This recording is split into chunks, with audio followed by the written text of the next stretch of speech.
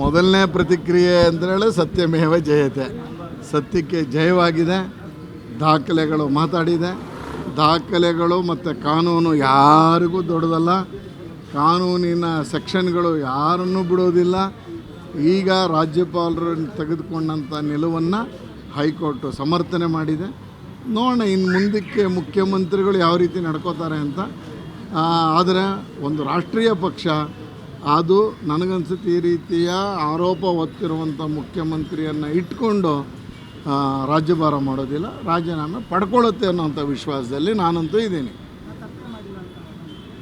ಈಗೇನು ಹೇಳ್ತಾರೆ, ಹೈಕೋರ್ಟ್ ಹೇಳಿರೋದಲ್ಲ, ರಾಜ್ಯಪಾಲರು ಹೌದು ಏನೋ ಭಾಳ BJPಯವರ ಆಮಿಷಕ್ಕೆ ಒಳಗಾಗಿ ರಾಜ್ಯಪಾಲರು ಕೊಟ್ಟರು ಅಂತ ಹೇಳ್ತಾಯಿದ್ರು.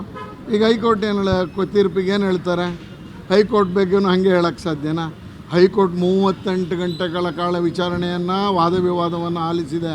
30 ಗಂಟೆಗಳ ಕಾಲ, ಒಂದು ದಿವಸದ್ದಲ್ಲ, ಘಟಾನುಘಟಿಗಳ ವಾದ ವಿವಾದವನ್ನು ಆಲಿಸಿ ಪರಾಮರ್ಶಿಸಿ ಕೊಟ್ಟಿರುವಂಥ ಇವತ್ತು ಜಡ್ಜ್ಮೆಂಟ್ ಇದು ನನಗನ್ಸುತ್ತೆ ಹೈಕೋರ್ಟು ಯಾವತ್ತೂ ಈ ಥರದ ತೀರ್ಪು ಉಲ್ಲೇಖ ಮಾಡುವಂಥ ತೀರ್ಪನ್ನು ಕೊಟ್ಟಿದ್ದಾರೆ. ದಾಖಲೆಗಳು ಮಾತಾಡ್ತಾ, ಅವ್ರದ್ದು ಏನಲ್ಲ, ದಾಖಲೆಗಳು ಹಾಕಿ ಮಾತಾಡ್ತಾ ಇತ್ತು. ಆ ಹಿನ್ನೆಲೆಯಲ್ಲಿ ಮುಖ್ಯಮಂತ್ರಿಗಳಿಗೆ ಏನು ವಿಶ್ವಾಸ ಇತ್ತು ಅಂದರೆ ಬೈರತಿ ಸುರೇಶ್ ಮಾತಿನ ಮೇಲೆ, ಅವರ ಕಾನೂನು ಸಲಹೆಗಾರರ ಪೊನ್ನಣ್ಣ ಅವರ ಮಾತಿನ ಮೇಲೆ ಅವರ ನಂಬಿಕೆ ವಿಶ್ವಾಸ ಇತ್ತು. ಅವ್ರುಗಳೇ ಇವರನ್ನು ಹಳ್ಳಕ್ಕೆ ಕೆಡವಿದ್ದಾರೆ.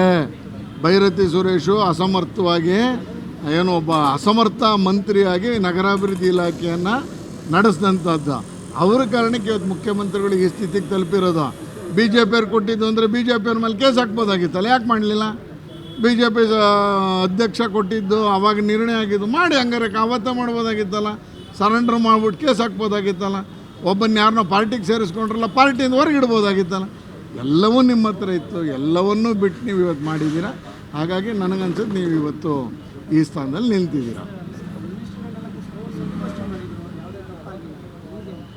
ಅದೇ ಹೇಳಿದ್ದು, ಹೌಸಲ್ಲಿ ಚರ್ಚೆ. ನಾವು ಪ್ರಾರಂಭದಲ್ಲಿ ತನಿಖೆ ಕೇಳಿದ್ವಿ, ಕೊಡಲಿಲ್ಲ. ವೆಂಕಟಾಚಲಪತಿ ಆಯೋಗ ರಚನೆ ಮಾಡಿದ್ರು, ಅಲ್ಲಿಂದ ಬಂದ ಮೇಲೆ ದೇಸಾಯಿ ಆಯೋಗ ಮಾಡಿದ್ರು, ವಿಧಾನಸಭೆಯಲ್ಲಿ ಚರ್ಚೆ ಕೊಡಲಿಲ್ಲ. ಮರುದಿವಸ ಪತ್ರಿಕಾಗೋಷ್ಠಿ ಮಾಡಿದ್ರು, ಅವ್ರ ಕಾನೂನು ಸಲಹೆಗಾರರು ಪೇಪರಲ್ಲಿ ಬರೆದ್ರು, ಎಲ್ಲ ತಪ್ಪುಗಳನ್ನು ಅವರೇ ಮಾಡಿದ್ರು. ಕೊನೆಗೆ ದಿನೇಶ್ ಕುಮಾರ್ ಅವರ ಅಮಾನತಿನಲ್ಲಿ ನಾವೆಲ್ಲ ಏನು ಆರೋಪ ಮಾಡಿದ್ವಿ ಅದನ್ನೇ ಅವರು ತೋರಿಸಿದ್ದು. ಯಾವಾಗ ಸಿಗಾಕೋತೀವಿ ಅಂತ ಅನಿಸಿದ್ದು ಅವರಿಗೆ. ವಿಡ್ರಾ ಮಾಡಿದ್ದೀನಿ ಅಂತ ಹೇಳಿದ್ದಾರೆ. ವಿಡ್ರಾ ಮಾಡಿರೋ ಕಾಪಿ ಇಲ್ಲಿ ಬಂದಿಲ್ಲ, ಎಲ್ಲೂ ಇಲ್ಲ. ನಾನು ನನ್ನ PA ಹತ್ರ ಹುಡುಕಿಸಿದೆ, ಎಲ್ಲೂ ಸಿಕ್ಕಿಲ್ಲ ಅದು ವಿಡ್ರಾ ಮಾಡಿರುವಂಥ ಕಾಪಿ. ಈ ರೀತಿಯಲ್ಲಿ ಸರ್ಕಾರ ದ್ವಂದ್ವ ನೀತಿಯನ್ನು ತಾಳಿದ್ದಕ್ಕೆ ಇವತ್ತು ಮುಖ್ಯಮಂತ್ರಿಗೆ